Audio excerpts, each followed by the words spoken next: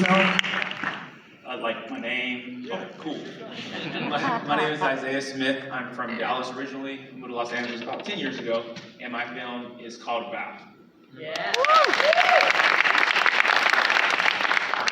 My name is Alexander Spencer. I'm the director and writer of By Way of Water. I'm Darren Huang. I was born in Toronto, moved to Beijing when I was 5, lived there, and then came back to the States. So I don't really know where I'm from, but I'm the composer behind Bayard Street. The director couldn't be here, so hopefully I could speak a little bit on his behalf. So, all right, gentlemen, I have a couple of questions. Let's start with each answer one of this question. What were you exploring with your protagonist? Let's see, for my film, Quinn, she's the protagonist. I would say, first, originally reading the story from the screenwriter, what stuck out to me the most was the surprise about her losing her hearing and basically how she learns to, she figures something out that helps her to move beyond the disability that she had. And so for me, I really wanted to explore the idea of hope, what happens when things go wrong in life and how we react to that, hopefully grow, become better. So that was ultimately the message I wanted to explore.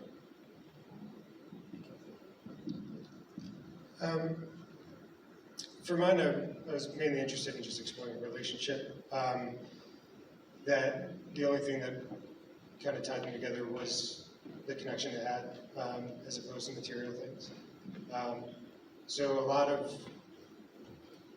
the stuff I was exploring was abandonment and the emotional connection we have to people, and in particular these two people.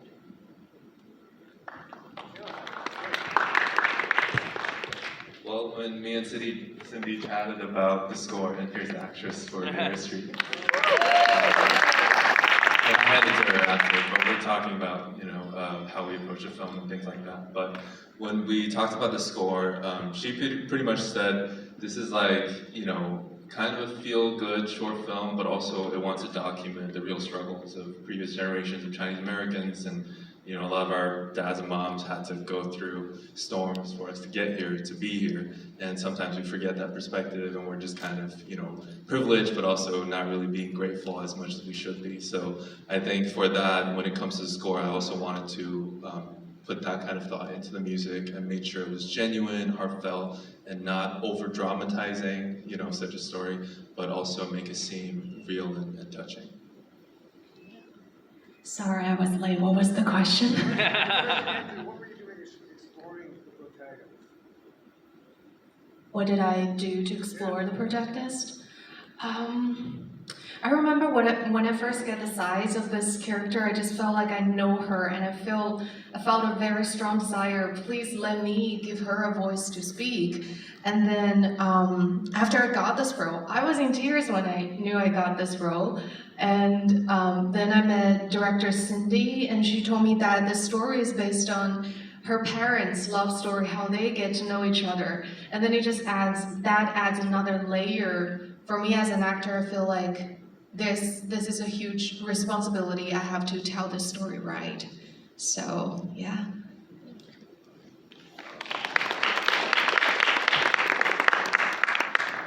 So looking at the pieces, they're all in different places. So how did the locations, or the choice of locations, affect your storytelling?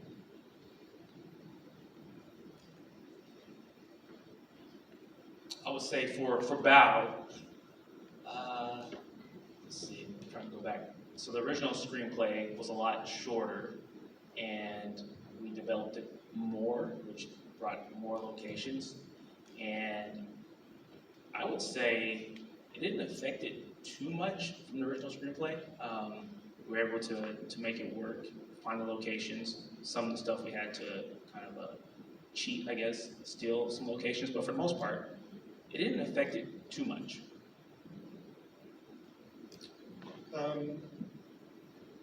I was not set out on making a New York film, so I tried to hide our location a lot. I think with some of the choices we made, like shooting in Sunset Park, Brooklyn, there's a very industrial side to it. one that you don't necessarily see when you envision what New York is. Obviously, the one is a ferry, which is very New York, but it just kind of fit in when I was looking for I had all the script around and needed something to put in between two scenes, and it ended up being the ferry. But I didn't set out to make a New York film, so New York locations didn't affect. It just happened to be where I am right now, and I wanted to make a movie. Was unfortunately not on set, so So we shot it in Chinatown, and then Manhattan Bridge, and then we rent like the whole restaurant in Flushing. The whole first scene in the kitchen was like a 12-hour overnight shoot. It was long and cold, but very fun.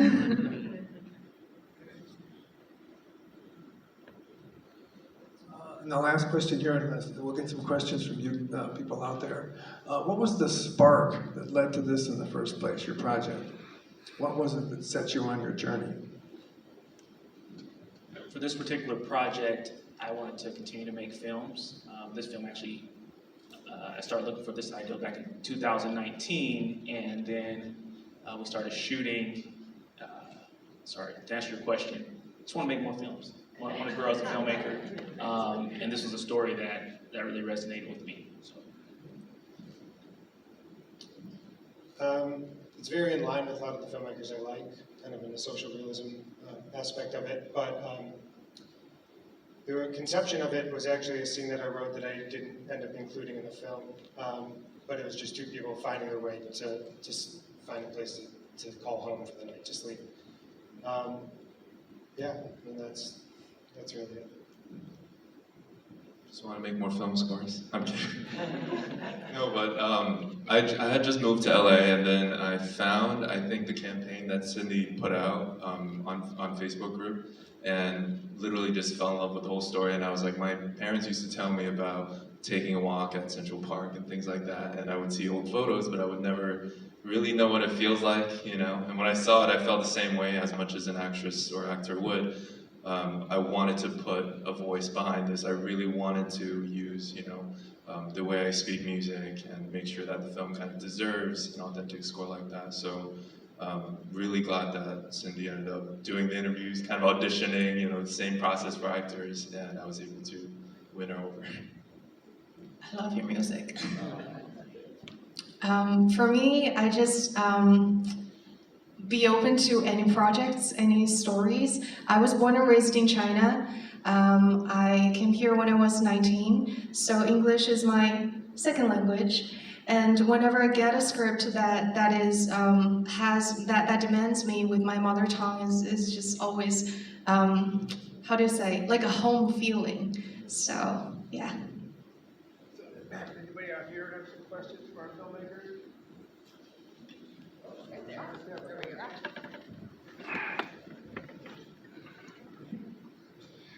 Did you guys run into any challenges during filming?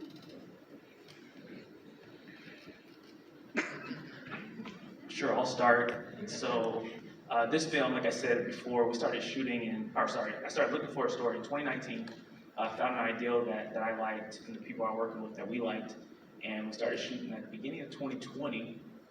And then, like, we got about halfway through production, and COVID shut everything down. So we didn't do anything for about 6 months. And this was like a self-funded project. And then through COVID, because of COVID, our main actor quit the show for certain reasons. And so we had to get a replacement, which changed a lot of the story. And so I was actually pretty discouraged. I went on the show for about a year. And I picked it up towards the end of last year just to finish it. And we found an idea that worked. So yeah, it was very challenging with COVID, having the main actor quit and still finding a way to push through. So yeah. Yeah, I mean, nothing too detrimental, right? We made a film at the end of it. I would say the biggest, you know, we shot the first day was 12 hours outside, it was 99 degrees and we're running outside Brooklyn. The second day was overnight on a Staten Island ferry. and the third was overnight again. So just kind of which is the plight of any short film. I mean, they already mentioned 12 hours, you have to rent at a restaurant. If you do it during the day, they quote you at $10,000. If you do it overnight, it's a little more affordable. So nothing too out of the ordinary, just the common things. So something that I learned about this shooting is that you really need to deal with like distractions from the outside. Because the third day, the first thing that we saw in the kitchen was actually the last day of shooting, and it was so cold. We don't have heat, and I found it very hard for me to concentrate on the lines or the acting or with other actors when I'm physically suffering in a way. So I didn't know that. But it was just nice to know that you need to be so prepared with your character, with everything, and then deal with whatever is coming your way on set.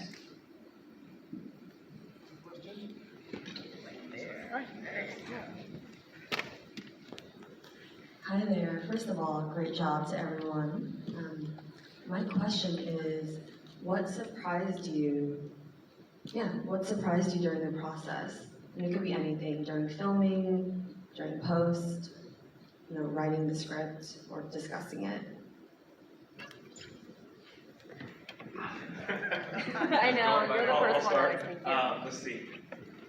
Well, to kind of go back to the challenging question, which was a surprise for me, was I thought this story was going to be a simpler story to shoot and to produce, but because we had a challenge finding an actor who could play the violin, like professionally or at that level, we had to get a double. So that changed a lot of the dynamics about everything we were doing. So that was a surprise from a production standpoint.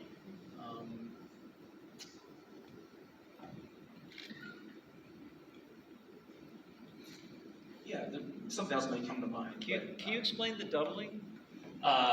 In terms of The violinist. yeah, so for instance, in the last scene when she's on stage playing, the close-ups was a professional violinist, and then the actor was in the wide shots. And so we did a lot of that throughout the film. And we shot a lot more, but just because of everything that happened with the main actor quitting, a lot of it was cut out, the story was changed, in a way that I think works now. But yeah, so that was, overall, that was a pretty big challenge. Repeat that question, that's a good question. I was just wondering if he had to rework the script when the main actor quit, like if you had to go back. Yeah, it's a great question. And yeah, so for me, like I'm an editor, an assistant editor, I work in film and TV. So what happened in 2020, everything shut down. I wasn't working that much. So we started shooting our film, and then we stopped, right? So I edited it to a point, and then once the main actor decided not to come back, we said, hey, we'll just shoot what we can. And so we shot what we can, we shot around her face, and then I took all that footage and I tried to make the story work, and I was just like, it does not work. So I literally didn't touch anything for a year. I was pretty much going to give up on the project. And then, I don't know, last year, about a year ago, I got inspired again. I said, let's just see what we can do. And so that's when just start trying new things out, different ideas. I would show it to some of my friends, some people on the team, see what they thought, and they said, hey, I think it works. I think it works to tell the story. So yeah, we did rewrite the story, for sure. Make sure I finish something. So, through the process, I would say the most surprising thing is, one, how much you can hate what you wrote when people say it out loud, but at the same time, how much you can love it when people far more talented than you take hold of your words and make something great out of it. And the same thing goes for camera. Images you have in your head. When something works, it's really, something that you conceptualized in your mind months before, and you do it exactly how you want it, and it worked, and it looks great. And the same thing on the flip side again, if something you really wanted, and you weren't able to do it, but something better came out of it. So just those good and bad surprises along the way. What surprised me the most was my communication with Cindy, the director for the film. It's far more fluid than the average composer, filmmaker communication goes, as far as that goes, because I was expecting I'd have to do maybe a few drafts, for the ins and outs to make sense, for the timing, for the instrumentation, for all the, details and whatnot. And, you should check out my email chain. It's like 6 emails. It's like, okay, how about this cue? I send it over. She's like, great, I love it. Next one. Okay, next one. 4 emails later, she's like, okay, I guess that's a wrap. And so what I'm trying to say is like, sometimes it happens, just so happens that you find a director that speaks the visual language in a way that makes sense to you as a composer who can speak the musical language as effectively. And I think the story is straightforward and authentic in that way, but I needed the pointers for her to say, what do I need here? Like, maybe help me fill the cup, but don't overdo it. And so the sort of spotting session at the very beginning of the process was very important, and we took our time. And I think that's very important for any director-composer relationship. Like, you do want to get to know the story as much as the director would, but they've lived with it for so many years sometimes. So it's a challenge, but you want to be patient and really get to learn the purpose of why they started, and the plot, and the characters, and their inner world, and all that good stuff. So, What surprised me was me learning the definition of chemistry, because I think chemistry is a very, we talk about it a lot in this industry, and I think it's so abstract. And during the filming, this is really, for me personally, I think chemistry means openness and willingness to open your heart and embrace the other person as much as you can. So I think in that way, I can recreate chemistry with many people, yeah. Someone over down the road. Oh, wait, we have a question here. Yes. Hi, firstly, amazing films. Thank you for sharing this. I just have one question. As a filmmaker, how do you feel in this very moment? You don't have to pass it. You can start. You can start. You can go ahead. As a creator, as a musician actor, how do you feel right now? It's unreal to be in the presence, with a good sort of audio system and whatnot, that play your music and hopefully play it to the truest form that you imagine it to be, and to get the reaction, from everyone. And we know that the film at times is not speaking just as a story of, a form of story, but it could inspire, it could heal, it could, enlarge people's perspectives. So I think if music could do that, and sometimes in film school they say it's like 50% of the film or something like that. I'm not here to fight for the percentage, but I think it's just so good to know that it has that effect, and to really come out here and see that, what we had faith to produce really ended up having a good result.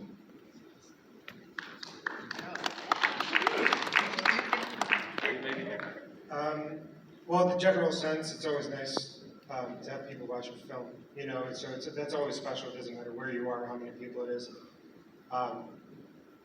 It's always the best feeling for a filmmaker. In this very moment, that light is very bright, so it's making me uncomfortable, and there's a lot of people, and I don't like talking in front of them, so it's a mix. Great. You did great. Great job. I would say for me, I second what everyone said. It's always a great experience just to see something that I've done up on the screen that other people are watching. And also seeing other people's films inspires me to want to make more films and make better films and learn and grow. So yeah, just want to get out there and continue to do good stuff, great stuff someday. So yeah. Pass it down. Pass it down. There we go. Last words.